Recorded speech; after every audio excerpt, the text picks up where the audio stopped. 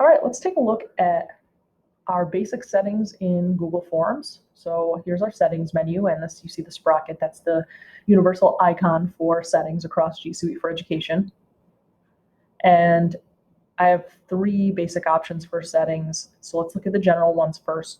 Now, if you're in a Gmail account, you will not see this, but if you're in your education account, you'll see your domain listed here. I'm gonna turn that off for now. Let's just talk through these. If you want to collect email addresses, I would recommend, and which I recommend, check this off. This requires people to type in their email address. This might be useful if you're trying to communicate with someone after the fact, and it's also an identifying piece of information. This would be really useful if you want to do some advanced things with your responses later, like mail merge. That's an entirely separate topic. It also allows response receipts to be given to the respondent. So if they submit something, they can have a record that they submitted the form. And it's up to you whether you use this or not. If a student's doing a homework assignment or taking a quiz in forms, you may not want this. So I'll turn that off. I can also restrict, in an education account, I can restrict it to users in my domain. So what that would mean is if I gave an assignment to students or I gave a survey to students and I wanted to make sure that they were they were actually one of my students, I could check this off. This would restrict parents from logging in from their account and trying to access a form, or a friend in a different school district from filling out a survey on our school. I can also limit it to one response. So if I'm giving a review activity and I want students to try multiple times, I wouldn't use this. But if I'm giving a homework assignment or I'm doing a quiz and I just want their first attempt to count, then I would limit it.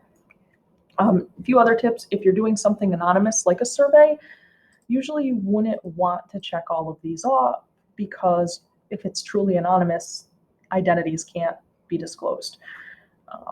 You can also choose to let a respondent edit after they submit.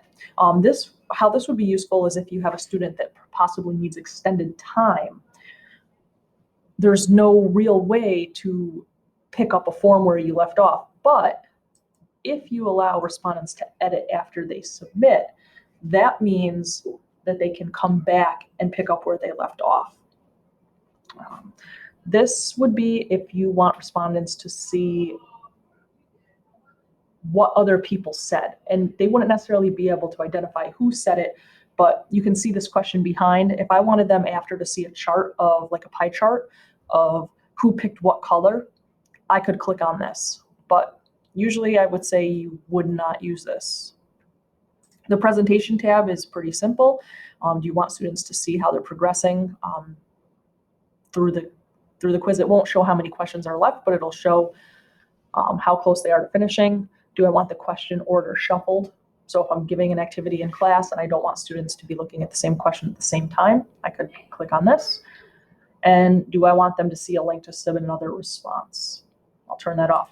This is where you can type a confirmation message for them filling out the form. This might be including any other information of when they can expect to get their form or their grade back. And this tab is to make your form into a quiz, which is a tutorial video that you may want to check out after you get the basics of forms down. So that's your form settings in a nutshell. Thanks for watching.